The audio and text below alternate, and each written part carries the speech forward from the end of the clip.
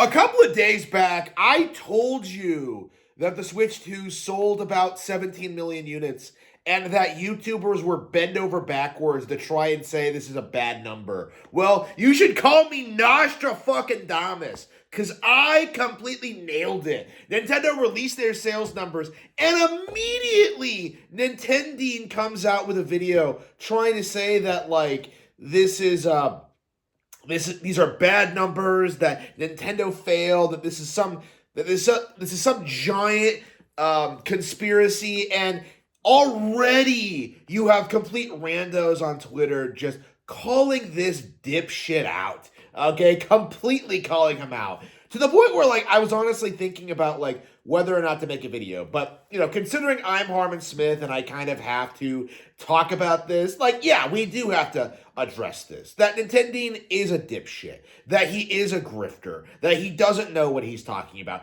that he absolutely misrepresents the numbers to try and make Nintendo look bad and try and make games like Sonic Racing Cross Worlds look like some massive success story, okay?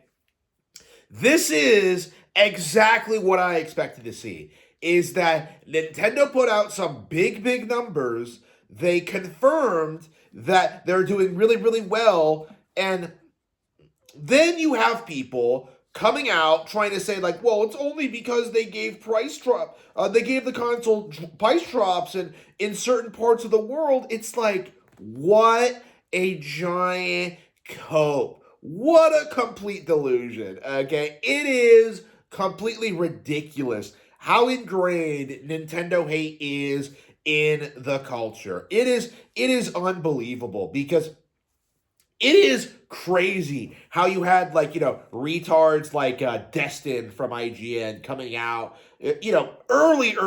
Like, oh, I see Switch 2s on store shelves. I guess that means that the console isn't selling well.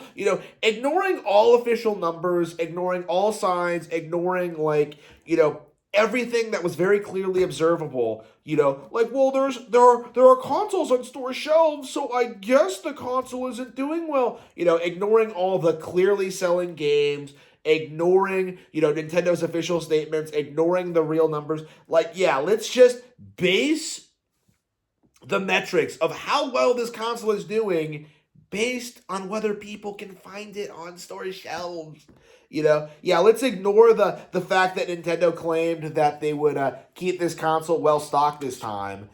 Let's try and tell people that, like, oh yeah, this thing is going to get more expensive in 2026, so we shouldn't support this thing. Oh, but go out and get a gaming PC. Like, it was a gigantic cope. It was one of the most embarrassing things I think I've ever seen. And I think the reason they were so determined to make this happen was because if the Switch 2 was successful, it would put an end to, like, one of the biggest, like, copes in the gaming industry, right? This idea that it was completely impossible for Nintendo to put out two successful consoles back to back, okay?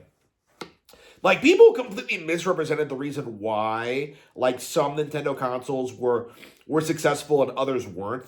They completely tried to make it out to be as if Nintendo made some critical mistake, or that they didn't know what they were doing, or that there were no games on specific platforms, or that controllers were bad, or whatever. In actuality, all it was the market was, buying other hardware, experimenting with different games, trying different things for different demographics. People weren't obsessively playing Nintendo games, for the past 30 years, okay? People were, like, trying other brands, trying other series, moving on, doing other things with their lives, right? Plenty of people, like, did not buy Nintendo as their first console. But what's been happening with the Switch generation is that people are slowly starting to realize that Nintendo consoles, not just the games, but the consoles, are indeed better than the competition. These things offer more features. The games are more affordable. The games are higher quality. There's more variety. There's so many reasons to buy a Switch 2 over a gaming PC or a PlayStation 5, right? this is very self-evident and obvious, but like the narrative has always been that like, well, why would I buy a Switch 2 when I could buy a PlayStation 5 and play the best versions of third-party games on it? That's always been the cope. But we're seeing firsthand that, the PlayStation 5 versions of games are not necessarily better than the Switch 2 versions. We are seeing that a lot of people are like throwing all their weight behind Sonic Racing Cross Worlds, trying very hard to meme this thing into relevancy, trying to say it's going to be bigger and better than Mario Kart World, saying it's like the best racing kart racing game of 2025. And then, once the sales numbers come out and people realize that that game didn't actually perform, they get clowned on. Like, it's becoming more and more difficult to gaslight people into thinking that Nintendo is doomed to failure.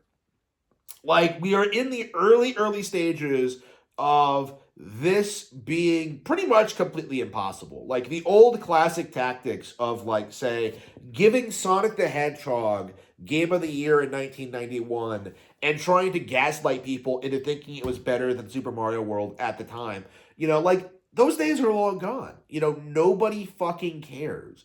There's too many, like, countercultural figures. There's too many people playing the actual games. There's too much, like, too many other games to play. Like, nobody really cares about what game journalists have to say.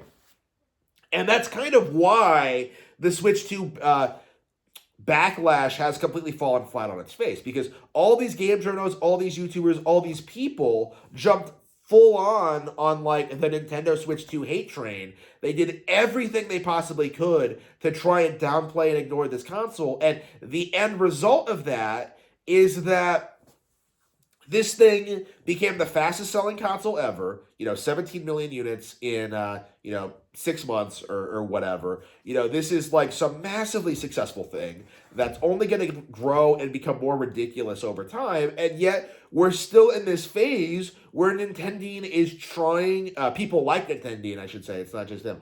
People like that are sitting there and trying to like tell you that like, actually these numbers aren't impressive at all.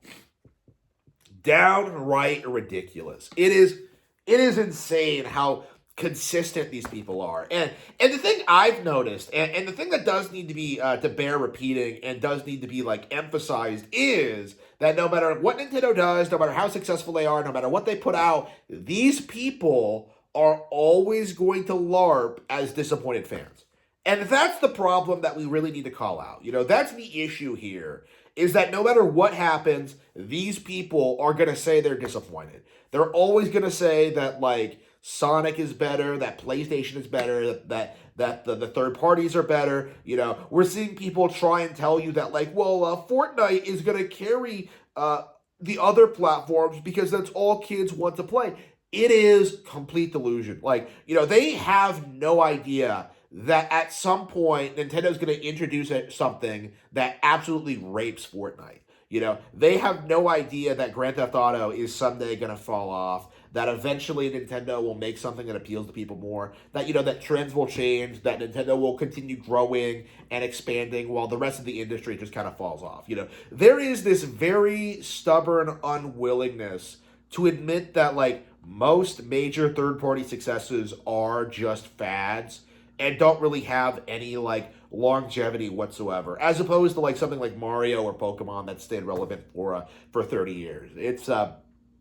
It's been very embarrassing seeing these people, like, try and go up against brands like Pokemon or 2D Mario or Zelda or Metro. Like, again, they keep trying their best. They try their best to downplay these brands, these games, and the new entries in these franchises. They try so hard to do it, but the reality is it has always completely and utterly ended in failure. And this is the most recent example, and honestly, very well may be the last time this is ever an issue, because this is the first console generation, I think, where people like Nintendo have become memes and have become jokes long before they were disproven by the community or by the actual numbers. People were like calling out Nintendo on his bullshit long before Nintendo released official Switch 2 numbers.